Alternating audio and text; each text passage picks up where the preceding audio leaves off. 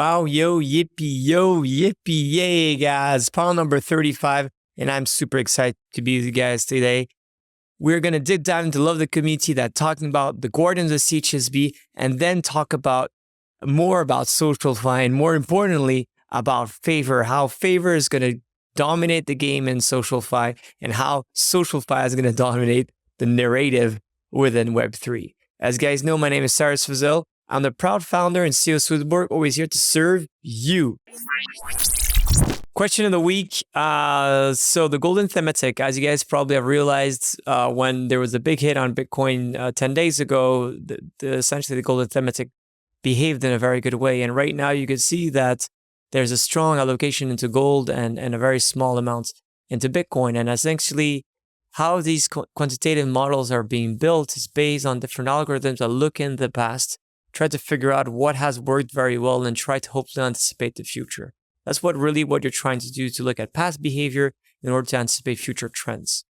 That's what quant is all about. And then really itself, it's based on a lot of different technical analysis that could look at moving averages at different windows, so different time frames. And that enable as well to have things like RSI, for example, the Realistic Streak Index, to see how these things are being played.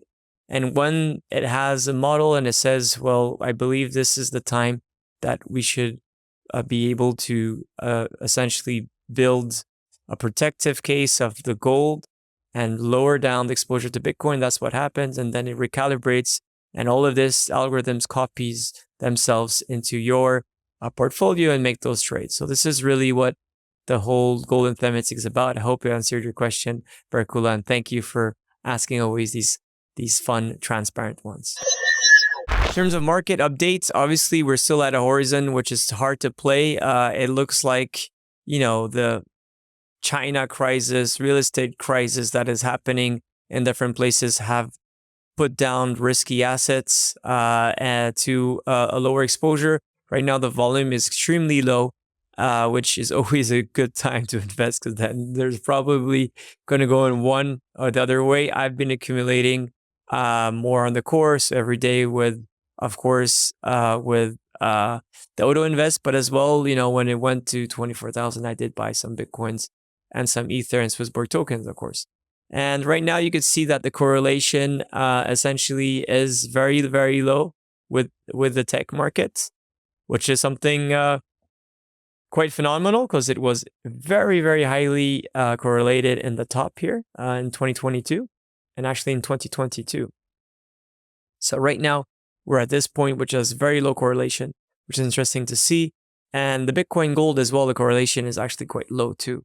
So it shows that the golden thematic makes a lot of sense. What we have to really understand here as well is we're looking right now at DAI. If you guys have some DAI, we might have a good surprise going forward, because they are playing around with a new saving rate, which is a very nice yield. So we're trying to figure out if this is a good thing or not. So hopefully we'll keep you tuned in for more yield farming strategies. Next community events, there's a lot of things happening. So tomorrow there's a meetup in Valais, which is going to be a lot of fun. On Thursday, there's one at the office. Well, I'll be here. Very happy to see you guys. On Friday, Dans Valais, we're going to have a great conference, a masterclass with Bitcoin. It's going to be really good. And on that same day in Zurich, something is happening as well. So hope you guys could meet all of them, or at least one of them. And I will be for sure on Thursday and Friday too. So looking forward to see all of you guys. More than the CHSB, you'll be receiving a notification in the app. It's your chance to see the notifications, or in an inbox. The fourth choice, which is to burn more again. Burning is the theme. The closing dates will happen on September 10th. So please do this before that. And of course, this will boost your hero score. So make sure that your voice is heard. Charts of the week is quite interesting to see that the locations of the core strategy, which is Bitcoin, Ethereum, and SwissBorg, is pretty much the same thing as being stabilized, which is, though very disappointing, is a question for you guys, is very few amounts of people are actually into the thematics. I think it's only 15% 15,000 and a little bit less than 15 mil, or a little bit more than 15 million. So those are, 12,000, and I think the total is essentially 15 million. So trying to understand why you guys are not in it, what you don't like. Is the strategy itself? Is it the product? Is it the pricing? I would love to hear your voice on this, and hopefully we'll have a better ways to build things for the future. We have those 67% of people that are in Ether. And of course, there's a smart yield, but there's as well eigenlayer and different other ways to play Ether with SwissBorg. 30% of the altcoins are actually into earn. Please remind yourself that there's a lot of earning strategies that are very liquid and have a very low risk to this. So it's mainly staking. I think so. I could strongly recommend you to get there. Now, when it looks to countries, we could see clearly that there's a very common seasonality, which is, again, those core strategies, which is CHSB, Ether, CHSB, and Bitcoin. But you see, for example, in Switzerland, there's definitely more SwissBorg tokens than there's actually in Great Britain, for example. You see different things in Japan is very much highly correlated to SwissBorg token itself.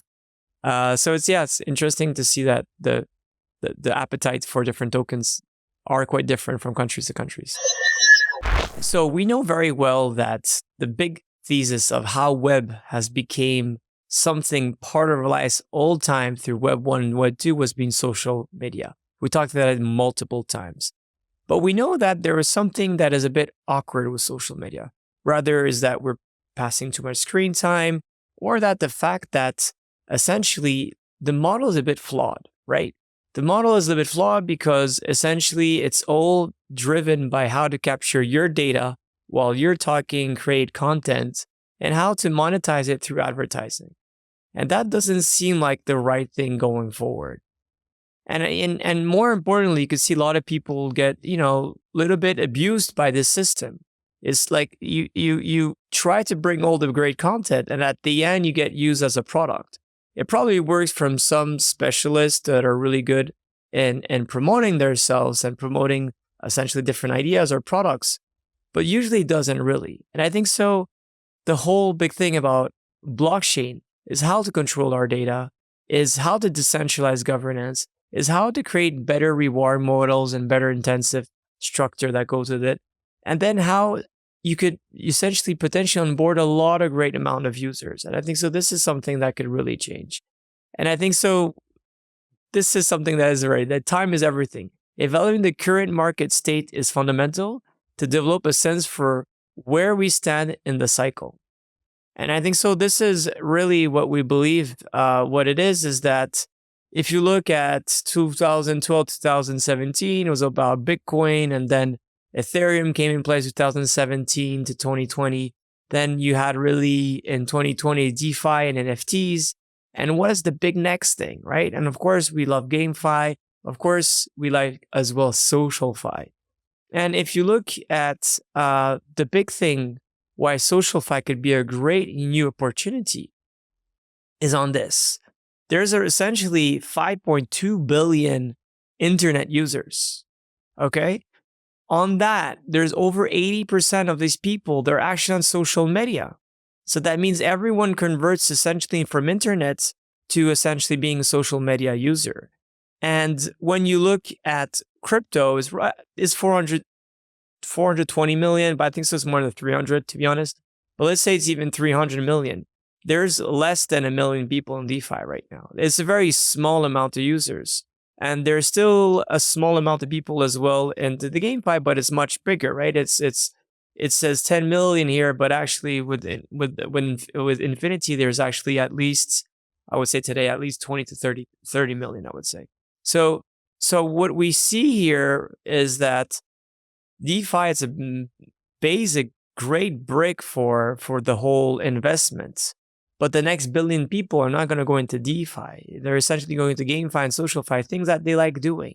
And more importantly, things that do matter for them. So Phaver, I think so. What is Phaver? Phaver, it really presents itself as, I think so, a Web 2.5 approach. It's really much similar to what I think SwissBorg has built. It's European as well, which is very nice. Right now, there's roughly 170,000 people that are on the app, which is good. There's a lot of likes that's being done through it. There is a lot of posts. There is a lot of active users, and there's a lot of Twitter followers. And so what it is, essentially, it's Twitter on chain. It's Twitter on chain that has a very good UX, has a very nice UI too. There's a lot of things to be improved, but with dApps, things do take time. And it really, the best what it is, it's powered by Lens protocol and by CyberConnect. For those who don't know what these two protocols are, they're really the ones that are pushing, I would say, SocialFi in the best way. Lens protocol is the same team as Aave that has really created the narrative around essentially lending, if you guys remember, in the 2016, 2017, and especially more importantly in 2020, and have a great team behind it. So essentially, how is it built? So how it's built, essentially, it's in this way. So the app itself is an intuitive interface that looks very similar to what we see in the Web2 world.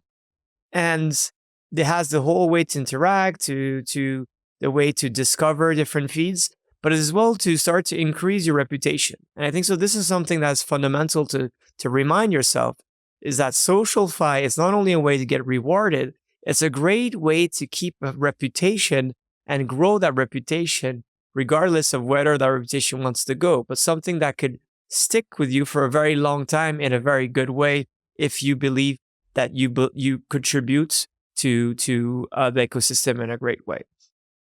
Then the essentially the Lens protocol, which it has, it's the protocol. So it has the ID, it has everything that goes to the follow, the pause, the mirrors. So it really enables to back essentially everything that's on Phaver, and it's done on essentially on Lenster. You could connect to it.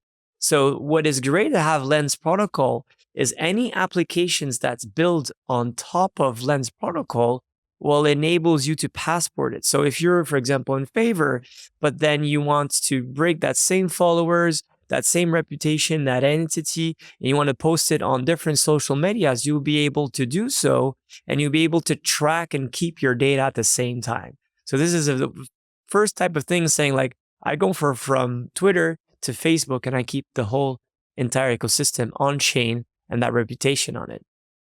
Then essentially the blockchain is what it is that, there's essentially Ethereum, and on top of it, there is essentially Polygon. And that essentially enables to store the IDs, make all the transactions happen, and essentially make sure that this is on the blockchain. And the last but not the least is the data availability on L3 storage that will eventually happen going forward when, essentially Lens is building their own L3 or their own essentially blockchain. So why do we like, I would say, Phaver? I think so compared to the peers, there's not a Farcaster here. I think so Farcaster is definitely a very interesting competitor. And I think so Farcaster has done a lot of things that are really, really good. But if you look at the others, which is Redon, Orb, Link3, Blue Sky, and Lenster, it really is better in terms of onboarding, in terms of content, I would say in general, and in terms of UI, UX. I think so it pretty much it is better. The one that competes a lot is Farcaster, which is really good. I think so they're going mainnet too, to look into. So now, in terms of company maturity, it's really interesting to understand essentially where it sits. And we believe that it's between launch and a startup, right? So it's still very early. It has a run-in product. However, it still needs to be optimized. There's new features that are being produced every other month or so. Their business model is definitely not established yet. And therefore, there's still a very high risk to getting into any of these projects. Things need to be very clear. And I think so to the launchpad that we will have, and we already did with, of course, with our lovely SwissBorg, these are early projects. And with early projects, there's a potential of this project going 10x or more, or the potential of losing it all. And me participating in multiple ICOs and early ICOs, contribution pre-ICOs, I have lost probably on 30 deals, maybe at least 20 of them I lost rather entirely the sum or a big amount. So please take this in consideration. So let's check out Phaver. So essentially, thank, by the way, Nicolas, for following us. It's essentially, as you can see here, I think so. It goes quite without any explanation, right? You could essentially be able to filter what type of people are posting whatsoever. So here you can see, for example, SwissBorg right now that essentially has posted something. The good thing is that if you dare to do this, I don't have any more stakes available. But if I did have some stakes available, I'll be able to essentially stake on a post that I believe is going to have a strong impression. And if I do that, and then I'll be able to accumulate different points. And with different points, you'll be able to do a lot of different cool stuff. And what I like very much is that obviously for now, it's very Web3. So there's a lot of great curation of good information, a lot of things about degens and whatsoever. The good thing is that you have a lot of different things where you essentially be able to reward yourself. And if I go right, for example, and here I could connect my wallet. I could be able to create SwissBorg tokens. I could be able to create essentially my real Web3 experience with SocialFi.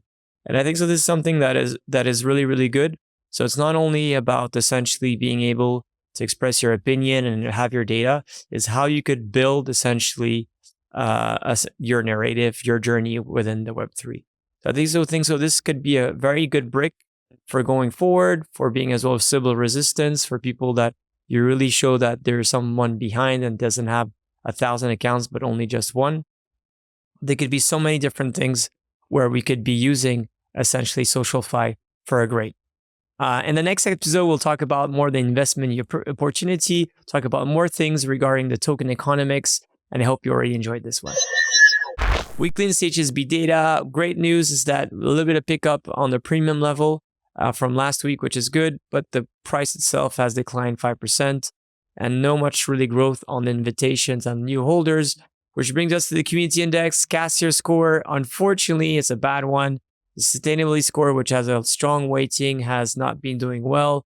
Activity is quite low on the app. So we guys have to wake up and wake up the world, because it's in summertime that we take good action of building our wealth, and glad that you guys are doing it. Last but not least, I think this is something that's very important that I really going to put a lot of effort, me personally, is in the span of the next few weeks to few months, we're going to do a great masterclass. And the masterclass has multiple functions. The first one is that we will be doing meetups around Europe that will be done by SwissBorg and any people that are part of the community. And we want to create great content on a monthly basis where people could essentially be able to learn a masterclass in real time, have maybe a panel discussion, and then have a joy time, have drinks, have some food, and talk about Web3 or whatever you believe is the best. So these are the different themes that we would love to play. So there's 15 of them. The one we're going to have Friday is in Valle is going to be on Bitcoin. So there's no clear order here, though this is more like a top-down approach. And essentially, these are the different things. So it's financial independence and wealth accumulation. So what is the big picture? Where are you? How do you create your goals? How do you make your crazy ambitions? And how do you get to there? So that's the first thing. The second thing is all about Web3. What is the mission of Web3? What is the industry? What are the players? Why is this so important? The third is about risk and security. This is a great industry. This is a great world, but there's a lot of risk for investment, but there's a lot of risk that goes as well to operation, to security, and the tech that's behind. Of course, with SwissBorg, your hands are in a very good situation. And this is why we really want to do this third one. The fourth is all about psychology of markets, talk about essentially there is a fair amount of different cycles. How do you play them in the best way? When is time to accumulate? When is the time to deleverage your risk? How do you build a sustainable model in your brain and in your portfolio, in your wallet that enables you to be better than the others? Token classification and analysis is really to break down the different tokens, look into different sectors on a little top-down approach. Then we have crypto asset valuations. How do you make sure that it's a good time to get in, it's a good time to not get in? How do you make sure to evaluate projects? Is Phaver a really good project or not? What are the metrics that you look on? Then it's all about ICOs, and this goes again to what I just said earlier. Topped out crypto derivatives for those who want to go into trading and try to get some leverage. Dollar cost average, a great way to accumulate wealth, is essentially getting in part in order to invest, and why this is important and how do you do it. Trading styles, the core and satellite approach. More now into the bottom-up approach, which is really about the sectors themselves, which is DeFi, SocialFi, GameFi, and then the last goes to the tokens themselves, which is the core, and maybe we'll get to talk about different altcoins going forward.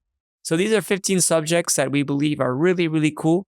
If you believe there's something that should be added, or you want yourself to participate in any of those by giving courses, giving research whatsoever, please comment, post here, or of course, there's always Twitter to reach us. Guys, we're in the end of the summer, just starting back to school. Things should normalize, and when there's no volume that is happening, there's a very strong chances that we're going to go into a crazy direction. So I am personally quite bullish because this fear here is that a lot of institutional money is flowing in. There is cool dApps that are being built, and I think so. We've been waiting for some time, and so probably good news will happen in the upcoming weeks. I believe at least. So let's see how things goes. In the meantime, I hope to see you this week in Lausanne or in Valais, and if not, I'll see you next week. Be healthy, be wealthy, love our HSB and our equity. Take care, guys. Bye. Through SwissBorg, all assets will have a fiat gateway. And here's the thing. Premium features gives you zero fee trading. It's an amazing fiat gateway.